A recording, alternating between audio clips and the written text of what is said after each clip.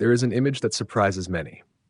Henry VIII, the king who once symbolized power and strength in the final years of his life, was no longer the young man full of vitality. He had become obese, plagued by illness, and his legs were so painful that he could barely move. Yet, despite his condition, Henry still decided to lead an army across the sea to conquer France. A king who seemed destined to rest in his palace donned armor and went to war, and the Boulogne campaign of 1544 became the final chapter in his life, full of ambition and contradictions. What drove Henry VIII, in his old age, to risk both his health and the national treasury in such a luxurious war? Was it merely the desire for one last moment of glory, or the obsession with leaving an indelible mark before his death? This question continues to fuel debates among historians to this day. Welcome back to the History Channel. Today, we will explore a campaign that is rarely mentioned, but reveals a clear picture of Henry VIII in his final years.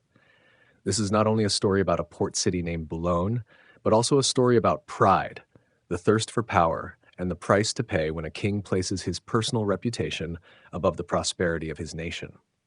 Was this victory truly worth it, or just a vanity project to satisfy Henry VIII's ego?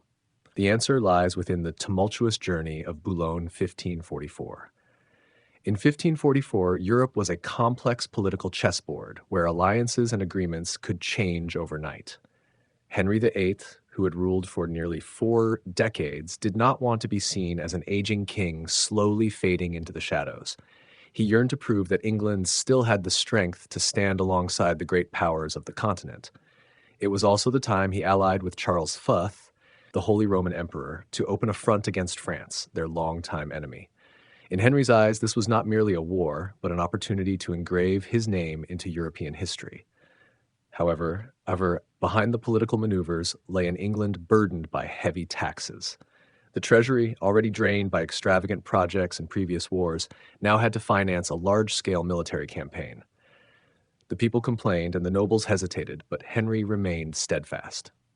He believed that glory would overshadow all sacrifices, and that victory would justify all the hopes placed on the venture. In this context, Boulogne, a strategic port city of France, became the primary target. If he could capture Boulogne, Henry would not only control an important gateway to the English Channel, but also prove that even age and illness could not stop him from achieving military success. And from these calculations, an ambitious campaign began, promising both glory and tragedy. In the summer of 1544, the English army crossed the Channel into France, carrying with them both confidence and the heavy expectations of Henry VIII. Their destination was Boulogne, a fortified port city located on the shores of the Channel, considered the key to controlling the trade and military route between the two coasts. As the English arrived, a sense of urgency enveloped the city. The French people and the defenders knew they had become the primary target of a king's final ambition. The siege began in July. The English built fortifications, dug trenches, and deployed heavy artillery. Cannons roared day and night, aiming directly at the walls of Boulogne, while English soldiers continued to tighten the noose. The French tried to resist, but against the persistence and overwhelming power of the enemy, each wall and defense line gradually collapsed. Fear spread throughout the city as supplies ran low, and the morale of the soldiers deteriorated. By September, after weeks of resistance, Boulogne was forced to surrender. The English flag flew over the city, and Henry VIII, despite his failing health, was present to witness the moment of victory. But as he basked in glory, a bitter truth awaited him. His ally Charles V, instead of continuing to stand by him, suddenly signed a separate peace treaty with France, leaving England to stand alone. Thus, the victory at Boulogne was both glorious and tinged with isolation, signaling the heavy price that would be paid in the years to come. Henry VIII's appearance at Boulogne was far from the familiar image of a young king who once dominated the battlefield. By this time, he was old, overweight, plagued by illness, and his legs were so painful that he could barely move, yet his eyes still sparkled with the determination of a warrior. It was this very presence that made the entire army feel they were fighting for the honor of a king who refused to bow to age or adversity. For Henry, the Boulogne campaign was his final opportunity to prove to the world that he was still the king of steel and blood, not an old man on the verge of collapse. At the moment Boulogne fell, Henry VIII achieved the victory he had longed for. He saw the English flag flying over the port city, and in his mind, this was the eternal mark of the Tudor dynasty under his rule. But at the same time, the contradictions within him were evident. Henry wanted glory for himself, but he also knew that the price was an emptied treasury and a people burdened with taxes. He chose to accept this because, for Henry, nothing was more important than his everlasting reputation. Thus, the Boulogne campaign perfectly illustrated Henry VIII in the final years of his life. Proud, stubborn, willing to challenge his own limits, yet deeply conflicted as his ego overshadowed the national interest. This was both his strength and his weakness, the dual nature of one of England's most famous kings. The Boulogne campaign granted Henry VIII a brief moment of glory, but history has shown that this victory was not a complete one.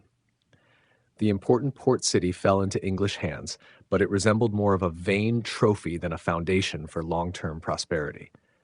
Less than 6 years later, Boulogne was returned to France in exchange for a ransom. All that remained was the memory of the final triumph of a king who placed his ego above the nation's welfare.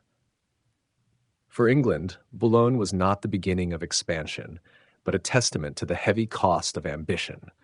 The treasury, already drained, became further depleted, the people burdened with heavy taxes, while the only pride they received was a temporary city under the English flag. This campaign showed that victory on the battlefield does not always translate into victory in history. What matters is not how much land is gained, but whether a nation can maintain stability and sustainability. Boulogne thus serves as a profound lesson for all eras. A leader can use power to win victories, but if the long-term future of the nation is neglected, those victories will eventually fade away. Henry VIII etched his name in history with Boulogne, but also left behind a question without an answer. Was the brief glory worth the price that the entire country had to pay? The Boulogne campaign of 1544 ended as the clearest mirror of Henry VIII in his later years. He gained a victory, but that victory was as fragile as an illusion. It satisfied the pride of a king eager to leave a mark, but it left the country in ruin. Boulogne did not become a symbol of territorial expansion, but a proof of an ambition that was both grand and blind. And it was there that we saw the contradiction within Henry, a warrior who refused to succumb to old age, but also a king whose ego overshadowed the common good. For history, Boulogne is not just a city that was captured and then returned, but a story about the true value of victory. A victory can bring fame to an individual, but if it burdens the nation, can it truly be considered a victory? Henry VIII chose his path, and he carved his name into history with both glory and mistakes. This is the complexity that makes his image both admired and controversial. The final question we must ask ourselves is, if you were in Henry VIII's shoes, would you be willing to sacrifice the stability of the nation for a victory bearing your name? Leave your thoughts below, as differing viewpoints will make history come to life. And if you want to continue exploring that few know, join us at the History Channel, where many mysteries are waiting to be uncovered.